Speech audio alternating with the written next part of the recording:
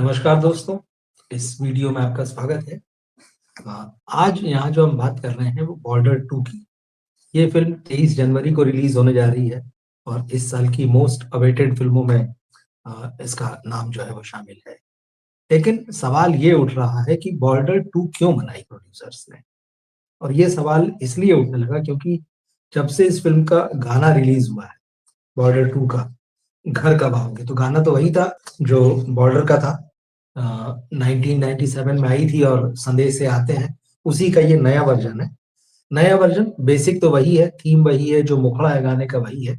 बीच के जो 2 अंतरे अभी हमने सुने गाने के वो बदले हुए हैं और मनोज मुंतशिर ने उनको लिखा है और मूल गाना जो था वो जावेद अख्तर साहब ने लिखा था। तो अब इस गाने के रिलीज़ होने के बाद में सोशल मीडिया में ये चर्चा होने लगी और ये लोग सवाल करने लगे कि क्या बॉर्डर 2 1997 में आई फ़िल्म बॉर्डर का रिकॉर्ड तोड़ पाएगी? और ये सवाल जो है प्रोड्यूसर्स के लिए चिंता का कारण बन गया है, क्योंकि निश्चित रूप से वो नहीं चाहते हैं कि दोनों फ़िल्मों की तुलना हो। मगर जब भी इस तरह की सीक्वल फ़िल्में आती हैं या जब फ्रैंचाइज़ी फ़िल्म आती है, तो हमेशा ये होता है, ये खतरा तो हमेशा बना रहता है कि भाई पहली फ़िल्म से या जो पिछली फ़िल्म है, उससे तुलना तो होगी। अब जब ये सवाल उठा और इंस्टाग्राम पे ये चीज़ उठने लगी और लोग सीधे-सीधे सवाल पूछने लगे, हाँ या ना बताइए। तो बॉर्डर 2 की जो प्रोड्यूसर हैं, निधि दत्ता, जो जेपी दत्ता की बेटी हैं, जेपी दत्ता जिन्होंने बॉर्डर बनाई थी 1997 वाली। तो निधि दत्ता ने अब इसका जवाब दिया और जवाब देना ज़रूरी भी हो गया था, क्योंकि सीधे तौर पर पूछा जा रहा था कि will Border 2 be able to break the record of Border 1? Yes or no? क्या जवाब उन्होंने दिया है ये देखिए। निधि ने इस इंस्टाग्राम पे ये पोस्ट आई थी संदेश से आते हैं गाने के साथ में, तो उन्होंने उसको रीशेयर किया और रीशेयर करने के साथ आंसर लिखा। उन्होंने लिखा कि the idea was never to break the record of Border. पहली बात, ये जो फ़िल्म बनाई गई है उसके पीछे उनकी मंशा बिल्कुल नहीं है कि बॉर्डर का रिकॉर्ड टूटे या तोड़ा जाए। नोबडी एवर कैन, कोई भी ऐसा नहीं कर सकता है। My father created a masterpiece, मेरे पिताजी ने एक मास्टरपीस क्रिएट किया था। But he made that film to tell the stories of our soldiers and Border 2 does the same. तो निधि दत्ता ने साफ कहा कि उनके पिता ने जब बॉर्डर बनाई थी तो उनका एकमात्र इंटेंशन जो था, वो हमारे फौजियों की कहानी, उनकी बहादुरी की कहानी, युद्ध में जो उन्होंने बलिदान दिए, जिस तरह से दुश्मन के दाँत खट्टे किए, वो दिखाना इरादा था और वो कह रहे हैं कि बॉर्डर 2 में भी हमारा इरादा जो है वो बहुत साफ-साफ है। यही, that's what important, telling our soldiers stories. तो उनके मुताबिक यही जो है इम्पोर्टेंट है कि हमारे जो जवान हैं, फौजी बहादुर हैं, उनकी कहानियाँ जो हैं वो कही जाए। अब इससे ये साफ समझ में आता है कि किस तरह का खतरा जो है प्रोड्यूसर्स जो है महसूस कर रहे हैं। और जैसे मैंने कहा स्वाभाविक है जब आप फ़िल्म बनाएँगे इस तरह की तो तुलना होगी और हो ही रही है क्योंकि बॉर्डर जिस तरह की स्टार कास्ट थी, जिस तरह का उसमें पूरा जिस तरह से कहानी कही गई थी 1971 का जो पाकिस्तान के साथ इंडिया का वॉर था, ये उसकी कहानी थी। लेकिन मैं चीज़ें चेक कर रहा था क्योंकि अभी तो बॉर्डर 2 की कहानी के बारे में कोई ज़्यादा चीज़ें आई नहीं। लेकिन जो फैक्ट्स हैं और जो कास्टिंग वगैरह उसके हिसाब से जब मैं चेक कर रहा था, तो ये बात समझ में आती है कि बॉर्डर 2 जो है, ये भी 1971 के ही वार की कहानी है। तो 1970 वार की कहानी जो आप बॉर्डर में देख चुके हैं, अब बॉर्डर 2 में भी 1971 की ही कहानी है। अब ये अलग बात है कि यहाँ पर जो ठिकाना है क्योंकि कई मोर्चों पर लड़ाई होती है।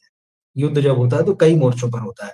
तो अलग-अलग मोर्चे जो होते हैं उनकी कहानियाँ। बैटल ऑफ लोंगेवाला कहा जाता है जो 1971 का जो बॉर्डर में जो कहानी दिखाई दी।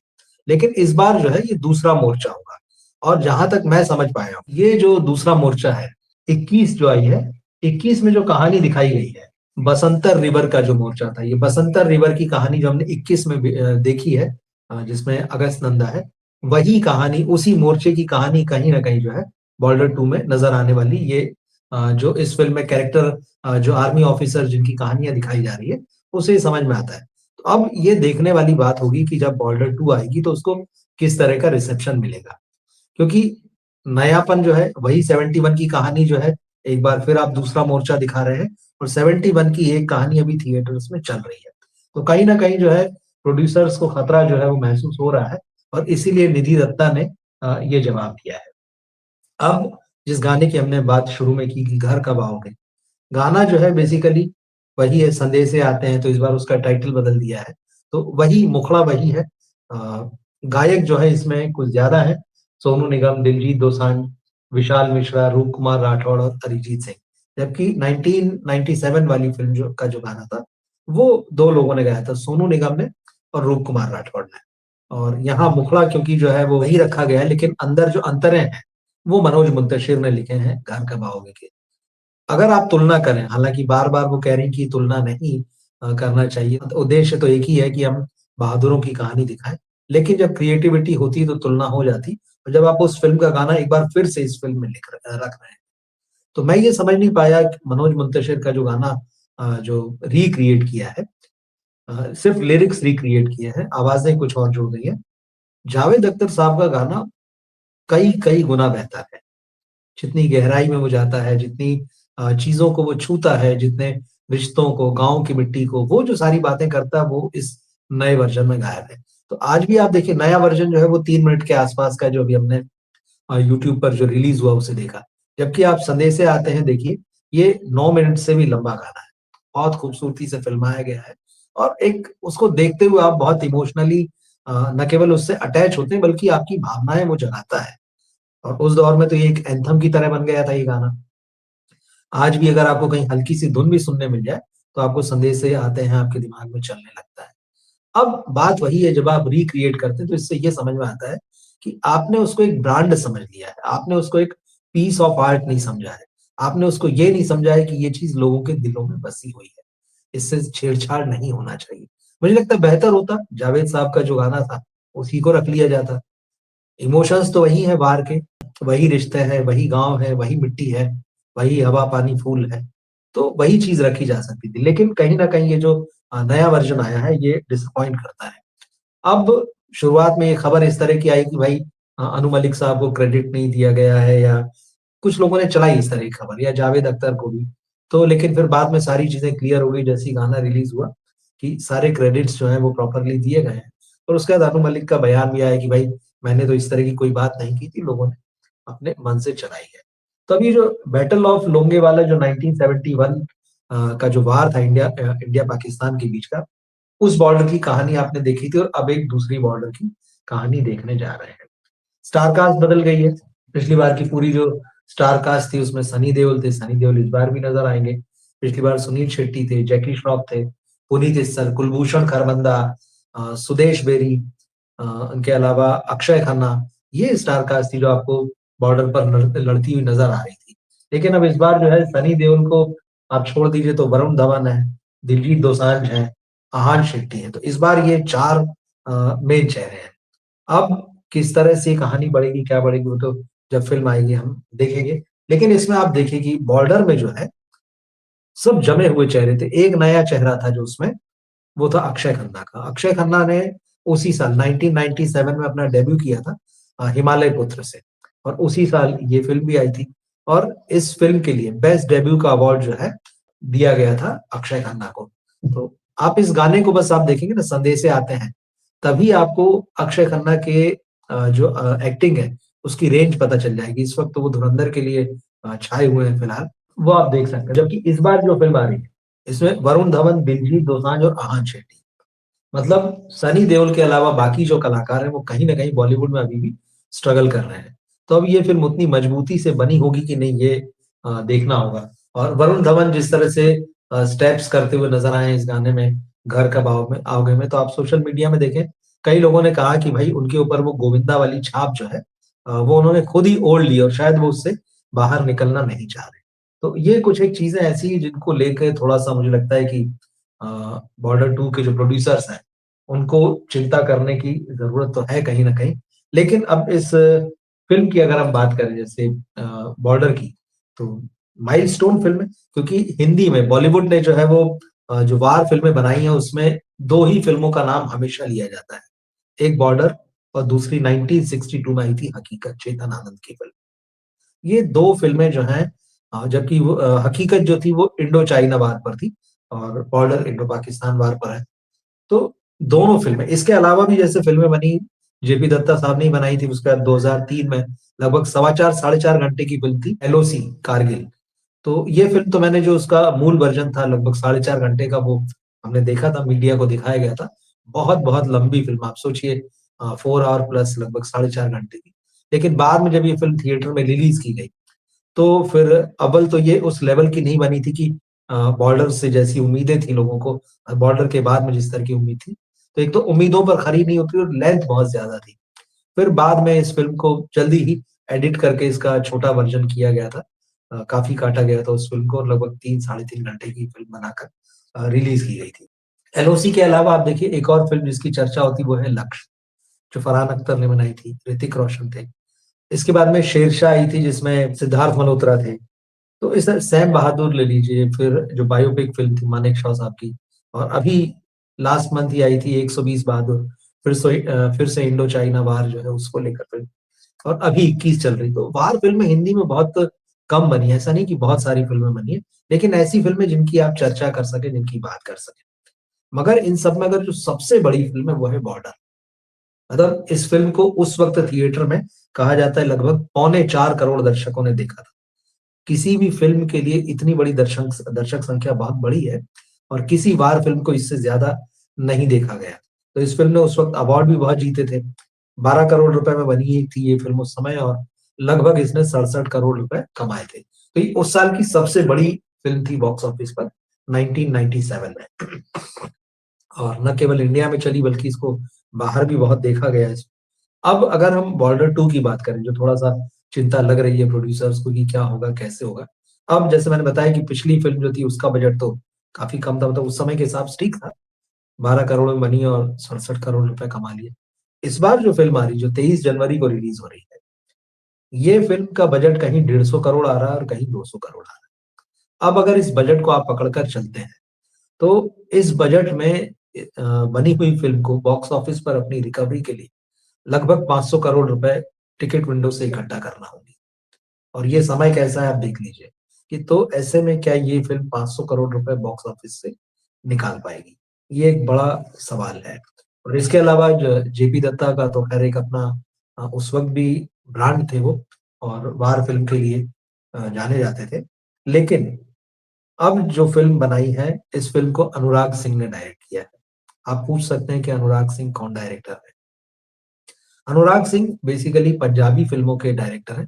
पंजाबी फ़िल्मों में इनका खूब नाम है, वहाँ इन्होंने कई कामयाब फ़िल्में दी हैं। लेकिन हिंदी में इन्होंने 2 फ़िल्में बनाई हैं, बल्कि 3 बनाई हैं, 2 की चर्चा होती है। एक तो है केसरी, जो 2019 में आई थी, अक्षय कुमार थे। तो वो फ़िल्म तो देखी गई, वो फ़िल्म भी वार फ़िल्म थी, तो इसलिए आप ये मान सकते हैं कि अनुराग सिंह ने क्योंकि केसरी जैसी फ़िल्म को हैंडल किया था, जिसमें कई सारे कलाकार थे। अ और दूसरी फ़िल्म उनकी जो है जुग जुग जियो, जो साल 2022 में आई थी। हालाँकि ये फ़िल्म जो है वो कोई ख़ास थी नहीं और इसमें मज़ा नहीं आया था। मगर अ, उम्मीद ये की जा सकती है कि उन्होंने क्योंकि केसरी बनाई है, तो केसरी जैसी फ़िल्म बनाने के बाद में अगर वो बॉर्डर 2 को अटेम्प्ट कर रहे हैं, तो थोड़ी उम्मीद तो उनसे रहती है। अब इस फ़िल्म के प्लस पॉइंट देखें तो सनी देओल है, क्योंकि लोग सनी देओल को देखने जाएँगे और सनी देओल ने जिस तरह से कमबैक किया है 2 साल पहले, तो गदर 2 के साथ में उसके बाद उनकी जाट भी चली। तो कहीं न कहीं उनका क्रेज़ है बॉक्स ऑफिस पर और इस तरह की जब फ़िल्में आती हैं, एंटी पाकिस्तान या वार फ़िल्म, तो सनी देओल की जो दहाड़ है वो बॉक्स ऑफिस पर आपको सुनाई देती है, थिएटर्स में लोग उनको पसंद करते हैं। तो एकमात्र उम्मीद मुझे जो लगती है वो है और दूसरा थोड़ा-सा अनुराग सिंह ने क्योंकि केसरी जैसी फ़िल्म बनाई थी, तो आप ये उम्मीद कर सकते हैं कि वो यहाँ भी उन्होंने चीज़ों को ठीक से हैंडल किया होगा काफ़ी हद तक। लेकिन जो चिंता का सबब है जैसे वरुण धवन है, जैसे दिलजीत दोसांझ है और सुनील शेट्टी के जो बेटे हैं, आहान शेट्टी, ये तो उनकी दूसरी ही फ़िल्म है।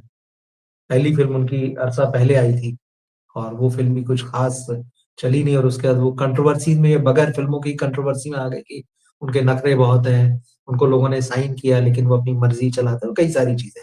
तो उसके बाद सुनील शेट्टी नाराज़ भी हुए। पिछले दिनों उन्होंने बयान भी दिया कि भाई मैं कई लोगों की पोल खोल दूँगा अगर मेरे बेटे के करियर को नुकसान पहुँचाने की कोशिश की। तो देखेंगे कि आहान शेट्टी किस तरह का काम करते हैं इस फ़िल्म में। लेकिन सारा दारोमदार जो है मुझे लगता है कि वो सनी देओल के कंधों पर रहने वाला है। अब ये 2 चीज़ हैं। अब जो तीसरी चीज़ जिसके ऊपर प्रोड्यूसर्स बेट लगा रहे हैं, वो है नॉस्टैल्जिक वैल्यू और नॉस्टैल्जिक वैल्यू में जो सबसे बड़ी चीज़ थी, संदेशे आते हैं जो गाना है, उसको उन्होंने जो नए सिरे से एक रिक्रिएट किया है। तो हालाँकि अभी वो बहुत इम्प्रेशन तो नहीं छोड़ पाए, लेकिन ठीक है, वो कहीं न कहीं वैल्यू ऐड करेगा। और नॉस्टैल्जिक वैल्यू हमने गदर में देखी है, गदर 2 में। तो गदर का जो पूरा-पूरा म्यूज़िक था, अनिल शर्मा ने लगभग वो पूरा म्यूज़िक जो है गदर 2 में इस्तेमाल किया था, और उसका उनको बहुत फ़ायदा भी हुआ था। तो देखना होगा कि बॉर्डर 2 को क्या बॉर्डर बॉर्डर के इस गाने का फ़ायदा मिलेगा, या और भी कुछ, क्योंकि बॉर्डर के गाने भी काफ़ी चले थे, तो क्या और भी गाने इस्तेमाल किए हैं और अभी जो है हमारे सामने अभी आए नहीं गाने। तो स्टार कास्ट के लिहाज से बॉर्डर बहुत मजबूत फ़िल्म थी, बॉर्डर 2 के मुकाबले। डायरेक्टर जेपी दत्ता थे, गज़ब की क पकड़ के साथ उन्होंने वो फ़िल्म बनाई थी। अभी बॉर्डर 2 को लेके एक बात ये थोड़ा-सा फ़ेवर में जा सकती है कि इस तरह का जो सिनेमा है, वार सिनेमा या एंटी पाकिस्तान सिनेमा, जिस तरह के सेंटिमेंट्स इस समय हम अपने देश में और सोसाइटी में देख रहे हैं, ये चीज़ शायद वर्क कर सकती है। गारंटी इसकी नहीं दी जा सकती, क्योंकि अगर गारंटी दी जाती होती तो 120 बहादुर जो फरहान अख्तर ने बनाई थी, वो भी खूब चलती। और 21 जो इस वक़्त थिएटर में है, जिसने वीकेंड में लगभग 20 से 21 करोड़ रुपए का बिज़नेस किया था, इसकी भी धमक जो है शायद बहुत बड़ी होती। तो ये चीज़ है। तो ऐसे में कहीं न कहीं बॉर्डर 2 के ऊपर जो है, जिस तरह से लोग सीधे सवाल पूछ रहे हैं कि क्या ये बॉर्डर की तरह होगी? लगभग 30 साल हो जाएँगे, मतलब 26 आ गया, 27 में तो 30 साल में 30 साल बाद एक फ़िल्म का जो है वो सीक्वल आ रहा है, आप कह सकते हैं। तो और जैसे मैं कह रहा हूँ कि 1971 का वार ही दिखा रही है, तो 71 के वार को आप कितनी बार दिखाएँगे? कितनी बार देखेंगे? कहानियाँ बहुत सारी हैं, हर बहादुर की कहानी, ये बात एकदम सच है। हर व्यक्ति जो फ़ौज में भर्ती हुआ और वहाँ दुश्मन का सामना करते हुए उसने बहादुरी दिखाई या शहीद हुआ वो, हर व्यक्ति की कहानी। लेकिन बॉक्स ऑफिस एक अलग चीज़ है, क्योंकि वहाँ सिर्फ़ कहानी से बात नहीं चलती है। तो बहुत सारी चीज़ें हैं। इसका खतरा जो है थोड़ा-सा प्रोड्यूसर्स भी महसूस कर रहे हैं, तो वही मैंने सोचा इस पर हमें बात करना चाहिए, आपको बताना चाहिए। तो ये संदेश से आते हैं, वो तो ख़ैर फैंटास्टिक है, उसकी नॉस्टैल्जिक वैल्यू जो है। कुछ एक पुरानी चीज़ें मैं देख रहा था बॉर्डर को लेकर, तो इसमें कुछ ऐसी चीज़ें मिली हैं जो मैं सोचा आपके साथ शेयर करना चाहिए। एक इंटरेस्टिंग जानकारी मुझे मैं फ़िल्म फेयर की वेबसाइट देख रहा था। बॉर्डर जो है कई बड़े स्टार्स, मतलब उस वक़्त भी वो बड़े थे, उनको ऑफ़र की गई थी और उन्होंने नहीं किया। सलमान खान, आमिर खान, अक्षय कुमार, अजय देवगन और सैफ अली खान, इन लोगों को ये फ़िल्म ऑफ़र की गई थी, सोचिए। सलमान, आमिर, अक्षय, अजय देवगन और सैफ अली खान। और सैफ भी चल ही रहे, लेकिन बाकी चारों तो एकदम टॉप पे हैं इस समय, मतलब समय गुज़र रहा है ये अलग बात है। तो इन लोगों को जो है अलग-अलग रोल्स के लिए जो है वो ऑफ़र किया गया है किया गया था। अब सैफ अली खान को जिस रोल में ऑफ़र किया था और जो उन्होंने इनकार कर दिया था, कारण कभी भी सामने नहीं आया। उनकी जगह पर अक्षय खन्ना को लिया था, और अक्षय खन्ना लाजवाब एक्टर हैं और आप इस फ़िल्म में देख सकते हैं। और यही वजह है कि उस साल उनको बेस्ट डेब्यू का अवार्ड मिला था। सलमान खान इस फ़िल्म के लिए तैयार नहीं थे। आमिर उस समय इश्क नाम की एक फ़िल्म कर रहे थे। सैफ और अक्षय ने ये फ़िल्म, कारण नहीं पता कि क्यों जो है वो इनकार कर दी थी। सैफ और अक्षय ने, और अजय देवगन जो है वो मल्टीपल स्टार्स वाली फ़िल्म उस समय नहीं करना चाहते थे। तो ये मुझे जो पुराने फैक्ट्स में चेक कर रहा था, उसमें मुझे काफ़ी इंटरेस्टिंग लगा। एक और एक्ट्रेस जिन्होंने इस फ़िल्म को करने से मना कर दिया था, वो है जूही चावला। तो उनको भी जो रोल दिया गया था, वो तब्बू वाला रोल था। तब्बू जो सनी देओल के अपोज़िट दिखाई दी थी इस फ़िल्म में, तो वो रोल पहले जो है सनी देओल को दिया गया था। मनीषा कोइराला को भी ये फ़िल्म ऑफ़र की थी जेपी दत्ता ने, और जेपी दत्ता जो है सोनाली बेंद्रे को भी इस फ़िल्म में चाहते थे, लेकिन दोनों ही इस फ़िल्म में नहीं आए। ये कुछ इंटरेस्टिंग फैक्ट्स मुझे नज़र आए। एक और मैं जो बहुत रोचक बात मुझे इसके बारे में पढ़ते हुए मिली, जो संदेश से आते हैं। गाना लंबा है, और गाना जो है पहले जावेद अख्तर साहब ने इस गाने को लिखा था, और जेपी दत्ता फ़िल्म के डायरेक्टर जो थे वो इस गाने को लेके अनु मलिक साहब के पास गए थे, और जावेद अख्तर भी थे, और जब धुन वगैरह बन रही थी इसकी, और जेपी दत्ता साहब के जो पिता थे, ओपी दत्ता, वो भी उस समय वहाँ पर थे। तो एक इंटरव्यू में अनु मलिक ने बताया कि जब ये गाना कंपोज़ करने के लिए यार मैंने गाना पढ़ना शुरू किया और फिर उसको गुनगुनाना शुरू किया, और गुनगुनाते हुए उसकी इतनी प्यारी रिदम बनी, इतनी खूबसूरत बन गई वो देखते ही देखते, कि जावेद अख्तर साहब तुरंत खड़े हो गए, और वो कैसेट का ज़माना था, जो टेप रिकॉर्डर्स में लगते थे। बोले जावेद अख्तर साहब ने एक कैसेट निकाला और मेरे सामने रखकर उसे कहा कि क्या मुझे इस पर तुम अपना ऑटोग्राफ दोगे? और देखिए वो धुन धुन बहुत प्यारी है। मतलब अनु मलिक के करियर के गानों को जब भी आप देखेंगे तो इस गाने का जो है नंबर जो है, इस गाने की जो रैंकिंग होगी वो बहुत ऊपर होगी। और उन्होंने ये भी बताया उस वक्त जब ये गाना, क्योंकि दो लोगों ने गाया, सोनू निगम और रूप कुमार राठौर ने, तो बोले उस वक्त तो ये नए थे, एकदम काफी नए थे। तो अनु मलिक ने कहा कि मैंने जेपी दत्ता साहब से कहा कि मैं दो लोगों को इस गाने में जिनको लेना चाहता हूँ। एक से तो मैं आप ही के यहाँ पे मिला था, उनका रूप कुमार राठौर, और उनका कि दूसरा जो है एक यंग वॉइस है जिससे मैं दिल्ली में मिला था, वो है सोनू निगम। तो दोनों को ये गाना, अगले मैंने सोनू निगम को ये प्रॉमिस किया था कि मैं कोई बहुत बढ़िया गाना मैं ऑफर करूँगा।